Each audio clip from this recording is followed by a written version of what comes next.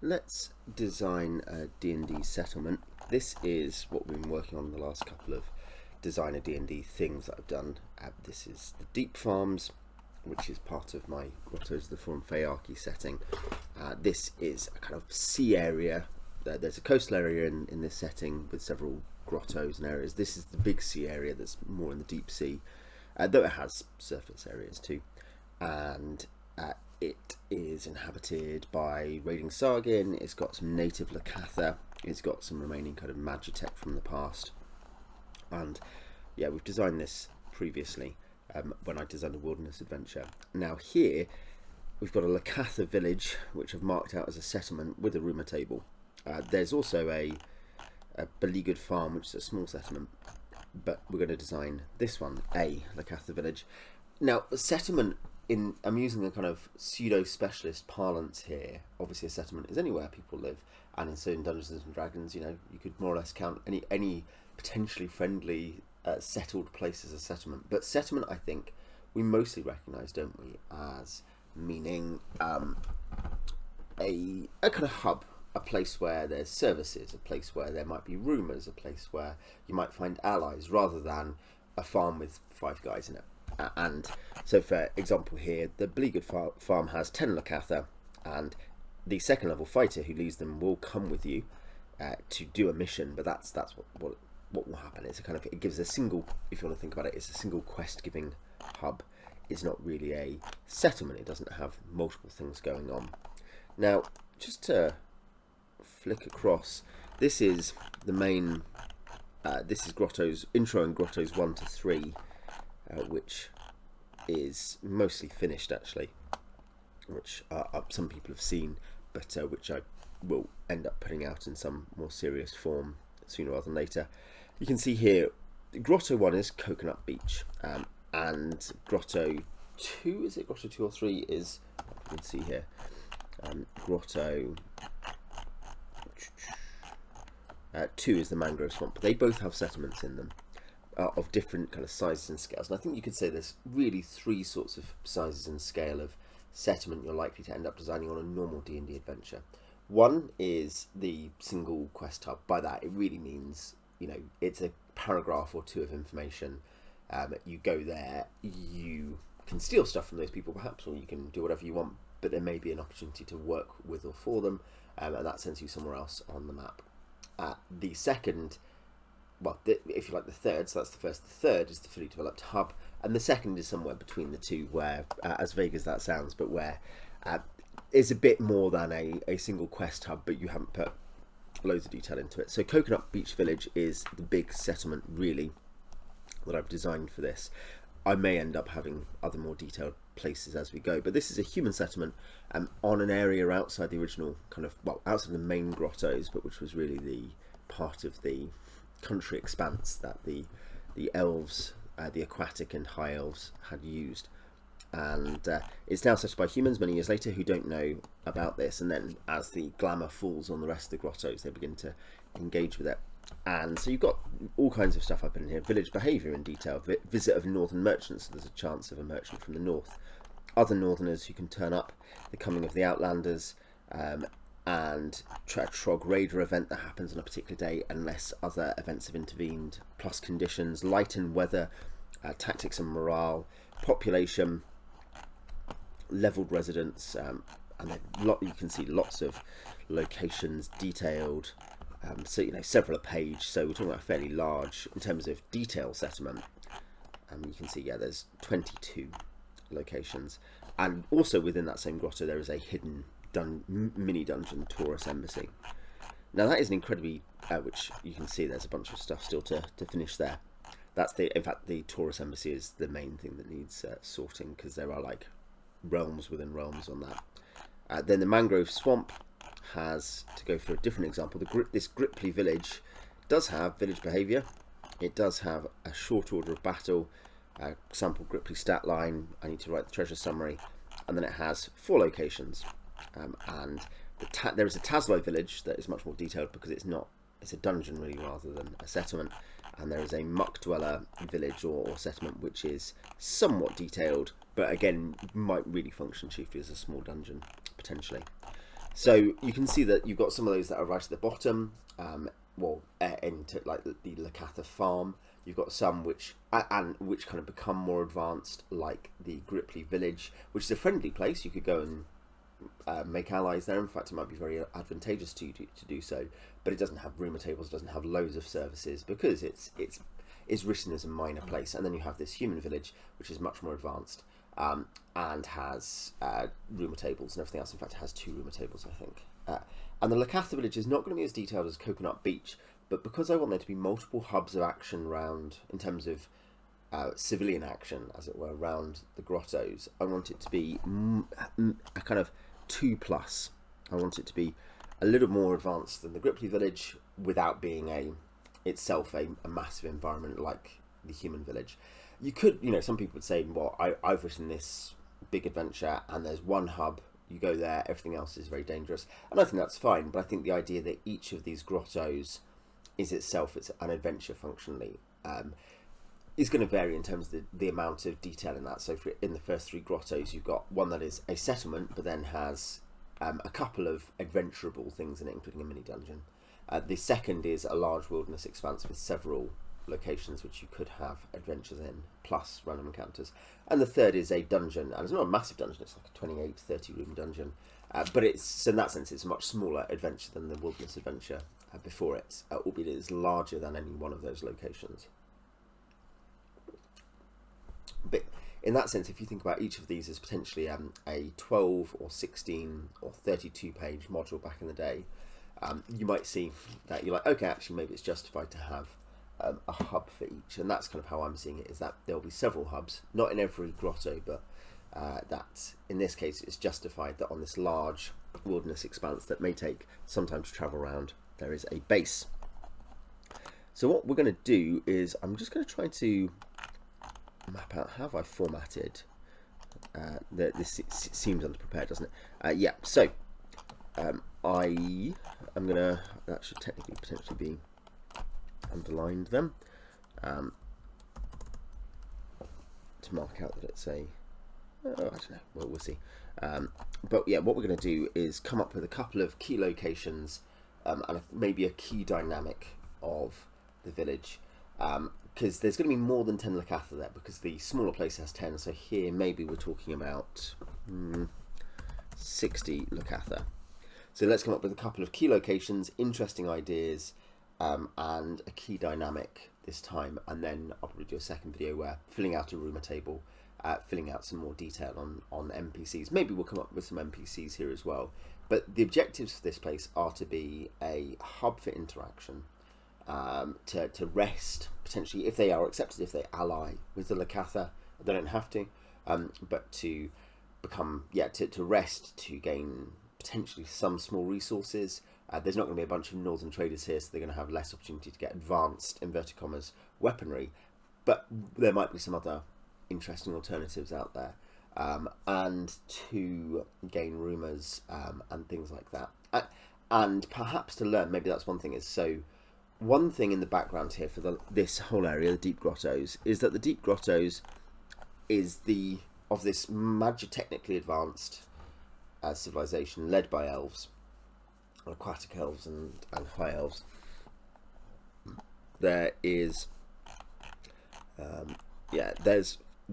called the Deep Farms because they were where a lot of food was produced, rather than out on the land. Comparatively little stuff happened on land, some did, but in terms of agricultural production, lots of it happened out here. But also, and this is something, and they had a subway, they had a Magitech subway, but they had enlightening labs, which I've kind of I've marked there. There's a Sahuagin base, and then below there's a Sci Fantasy Madness dungeon, and the idea there is that this area was where they worked with animals, sea animals that is, and where they farmed a lot, and so we can blend some of that into the settlement.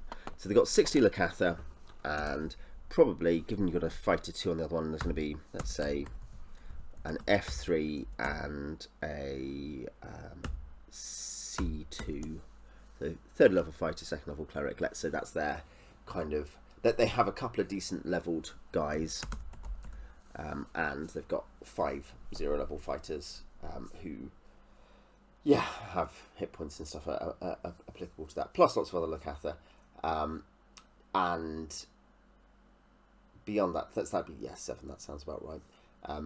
It's not a super tough settlement, maybe a 6, but it's perhaps there's a natural advantage to it. So it might be surrounded by reefs. That gives you a nice visual description and opportunity.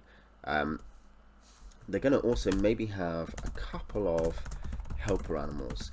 There are, I think, this abandoned farm, there are some helper animals still present, but the algae's gone wild. So there's a sort of, I think I put it as inverted commas dungeons because it's a sort of micro or demi dungeon. But they have maybe a couple of helper animals. Maybe what might they have? Yeah, I guess you could have that they have, and again, this is partly about giving a distinctive experience to players. Maybe they have some cleaner fish, almost like remora, but who help clean the settlement. And see, dolphins, I've got up there.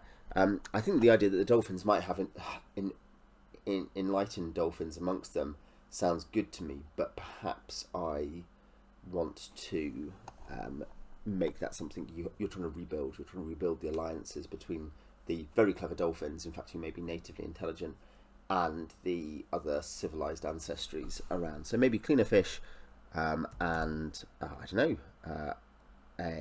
what else is a cool marine animal that could, an octopus maybe. So they've got a couple of helper animals, or a couple of groups of helper animals, but they're not heavily armed or armoured. They're going to have some farms within the reef, this kind of reef area, on reefs, kelp. So there might be a couple of things they do, like maybe they raise unlightened fish in sort of large semi-caged areas. I don't know. Certainly they could grow kelp like the other guys and eat that. So that's some areas on the outskirts. You've got a couple of personalities there. What other major locations will we have? Well, what are Lacatha and the beleaguered farm live in a bunker, a metal bunker they can't maintain. You've got Sargin, who are based at the Enlightening Labs, which is a sort of what will seem to us a sci-fi kind of location.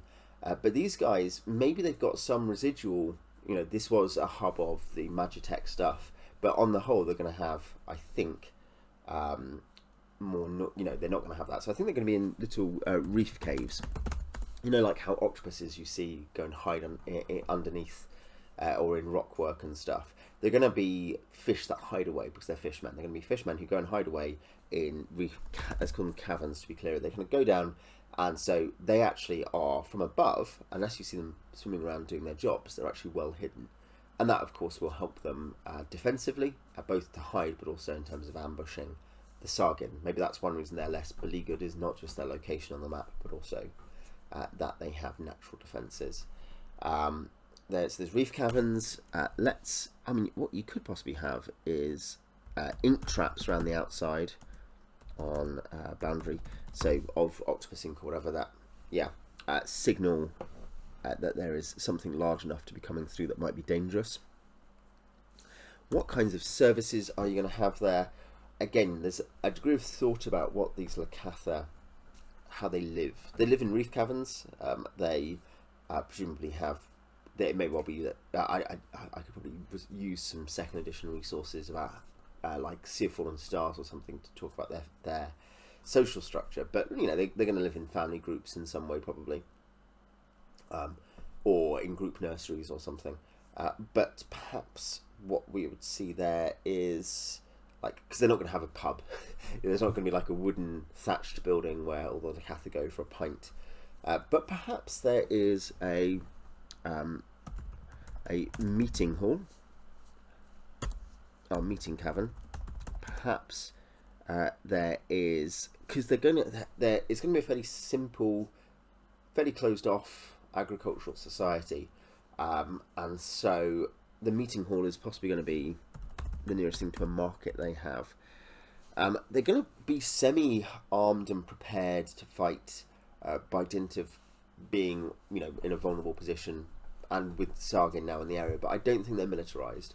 I think they are just semi-prepared for that. So there might also be a communal storehouse, and that might be where weapons and stuff go. And then the meeting cavern, I think here, I'm not assuming is religious. Sometimes you get, particularly in smaller agricultural societies, you get a merger of the two, of course, that the ritual space and the functional spaces merge. You come to the great monument and then you also do your trading. But here we have this idea that they have some sort of working magitech, and I mean that would do stuff like clean water and be a place where they can help raise certain plants and certain animals. It might, whatever. The helper animals they've got, you have to assume here, are either descendants of those who, when the enlightened labs were in use, or, so I think the cleaner fish are descendants, and the octopus is just natural ally, let's say. So in that case, they don't have that kind of level of tech. So they have, let's say, a research lab for. Originally, it's a botanical lab, so it's a kind of hydroponic literary lab for water-based plants. Now used both as tech hub and as ritual space. So the meeting place, the marketplace, that's actually relatively inverted commas secular, but the research lab is religious. And I think the idea of the cleric will be, I forget the name of the Lacatha god, the official Lacatha god, but it will be something where they see it as a genuine merger of, their god is protecting them, and in times past this will be what's been handed down. The gods helped educate the elves, and now the Lacatha, and maybe that's one thing, is maybe the Lacatha don't really like elves, because the elves had ruled them, and then there are also a few elves, so there's a pretty xenophobic aquatic elf settlement left. In terms of the high elves, they're mostly gone. There are 2 Feyarchs, so-called, left. One is a monk out in the swamp who is sane, the other is insane in the kind of the city centre of the land settlement. So you've got some aquatic elves who could come out and help, but don't want to. They want to be on their own. They've seen things go wrong, and so maybe the Lacatha are resentful of elves. That creates a dynamic with PC elves that I think could be interesting. And also with the alliances that you might want to build if you are a good aligned, or at least kind of politically aligned party, because you're going to say, okay, well, we need to go and make friends with the elves, because if we're going to beat the Sargon, you need help. And then you've got the Lacatha saying, I don't think the elves are going to be much use in this. They never have been. So you've got to, get past that. In terms of, we've got this thing about that they can become a rumour hub if a rumour hub if you gain acceptance. And I think what I meant there was you don't just turn up and they say, hello, stranger, have you heard about this quest? You want there to be some degree of, you're going out of your comfort zone, you're not in the starting settlement, you have to earn trust. That could be mapped as well, I think, onto both the other major settlements, which are aquatic elves and tritons, which I think would be the other, which are both, I guess, technically aquatic rather than land-based, but they're both in the main centre of the grottoes. So, yeah, they're not wholly friendly to elves and lack trust for outsiders, but I think you want them being people you can win over. It's an early grotto, theoretically. You can get there without, the glamour has fallen, so you can see it as soon as you're out on the sea. You can see that there is terrain out there. Battle against Sargon or returning Magitech will gain trust. I think the idea that, as soon as you do something, they will open themselves up. I'll tack the rumour table onto the meeting cavern there, because that's, again, the nearest thing to a pub.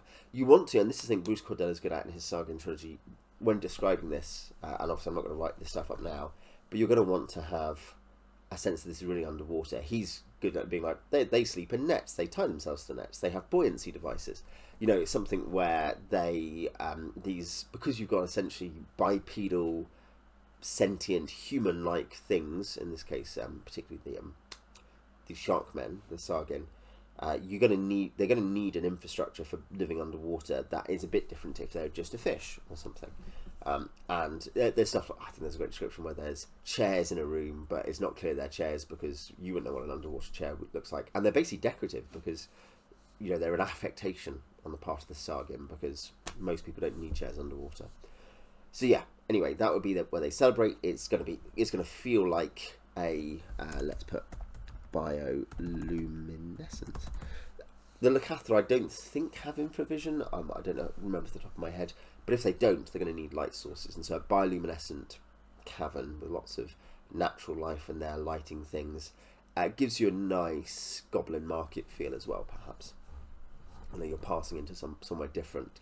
And yeah, the rumours, I'm not going to go into too much detail now because I think that's something that might be productive for another time. But the rumour table, I think you could have a few ideas in there straight away, like something otherworldly, as well as Magitech, Sargin.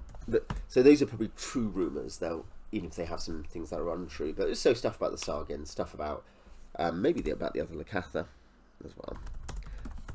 Now, if there's 8 entries on that or 10 entries on that, and you've got 4 or 5 core true-ish rumours, you've got a couple of false-ish rumours or heavily misleading rumours anyway, like about the surface, that'd be a good example. They know nothing about what's going on further in, so they say, the aquatic elves are all turned into evil mutants, or something like that, which is not true. But yeah, you have 4 or 5 questy kind of things, you have a couple of maybe true, maybe untrue, maybe heavily warped info things, then you have some very local knowledge or myths. So in terms of interesting stuff, we've already got the something otherworldly. We've already got the research lab for botanics. The otherworldly thing, maybe that's not true, but maybe it could be true. It could be that there is some access to elemental water, maybe. Elemental water and giant stone. And yeah, the Lacatha cleric, this wouldn't be what the room would say, but the Lacatha cleric wants it cleared. So you've got an internal thing there too. I don't know if that's good or bad at this point, whether that be something you'd want to happen, but yeah. So I think there, what we've got so far is we have a rough population.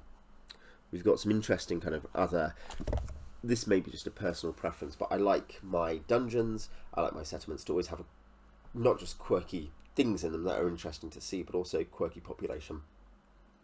And by that I mean you want to have, generally speaking, a naturalistic, this is the people who would live in this place, but just having a twist on it. So in Coconut Beach, there's these sea travelling people who've all come and settled at Coconut Beach, but there's also a northern adventurer, like I think it's a 7th level ranger, who settled there. There's also a travelling northern merchant who you can become friends with, as well as then the northern visitors, the adventurers and the traders and stuff who come once the grottos become famous. And so you have, from the off, you have some slight kind of quirks in there, and you also put that in, like the chief and the priestess both have particular quirks. And here, I won't think too much about the NPCs today, maybe that's something for next time, but the idea they've got these quirky allies, intelligent cleaner fish, an octopus who's come and allied with them, I think that's fun. And the fact that you've got these distinctive, memorable, hopefully distinctive, memorable locations underwater, also good. So maybe the final thing is just think about services, because I've mentioned market here and communal storehouse. This is one of the opportunities, I think, again, to make this not just a quest and buying hub. Oh yes, I'd like 1 spear and 1 rumour, please. But instead, it gives you an opportunity, I think, to make this memorable and distinctive. And it's different. It's not going to have the same services as the other place. So the communal storehouse is going to have I guess what might be some good underwater weapons. I mean, I guess you could have kind of, I don't know, boomerang harpoon. which I guess might be magical, but a couple of artifacts, not in rules terms, but artifacts of the past, which you throw and then come back to your hand. So that's something you need to earn trust on. But then, let's say they'll also have dermigulls, which I mentioned elsewhere here, which are a water-breathing potion equivalent. So the market, what are they going to do? I mean, they're going to have things like rare fish that they've brought in, and because I mean the Lacatha are big enough creatures. They're kind of into like anglerfish, I think, or coelacanths or something like that. But I think coelacanths. But I think that's the thing. They're predatory fish, so they're going to have rare fish in there. Maybe what kinds of? I guess they might have underwater medicine. So a salve of some kind that someone makes and sells. So you can have a 0 level civilian, like a non-leveled person or non-classed person who is a herbalist. And so you can have a cheap and replicable half healing potion, 1d4 kind of healing. Though the cost may be relatively high. These guys are going to be using, I think, pearls and or cowrie shells, if I remember my currency right. Let's check.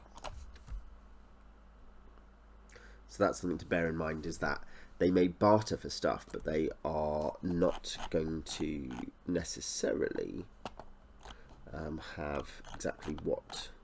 They're not always going to accept what you want. The Lacatha use grey pearls. They use the old coinage. They do use PP, EP, SP, CP. So if you have coinage, they will accept that. But they also use grey pearls and white pearls.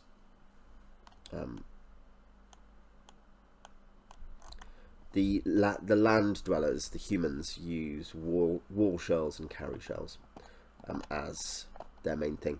This does lead to, and this is very tedious on my part, this does lead to the possibility of kind of currency collapse as the northerners settle in and as metallic coinage comes out of the grottos. Yes, so that's, I think, more or less where that is. Rare fish, underwater medicine salve, and hunting equipment. Those are things you're not going to get elsewhere, and that you might even be able to reuse, but like you might be able to resell the rare fish, I'm thinking, if you can preserve them properly. But yeah, I think that's probably enough for now. They can get food, they can get weird medicine, they can get hunting equipment. So yeah, I'm not sure what else in terms of services and things you need. I mean, I guess we should mark healer. The cleric will presumably be able to heal. But yeah, I'm not sure what else there is that you'd need to put there. You've got some interesting stuff that you might be able to earn or buy off them if you're friends with them. And they might give you demigulls particularly. Though you're going to need something to go down there, I guess. You've got some interesting trade goods. Maybe one thing, we should quickly look at this research lab. They might have a plant stimulant, and what else might they have? Common storehouse is also going to have other mundane plant stimulant at the research lab. And I don't know what else. What else might they have at the research lab? They do. It's a ritual space as well, isn't it? So they might have hallucinogenic drugs. That part of their rituals that they're extracted from the aquatic plants. Great. Yeah, so we've got, that makes it, for me, that looks like, I can delete that, delete those. That is actually going to go at the top here, that's going to be part of the base description. So we have, in terms of locations,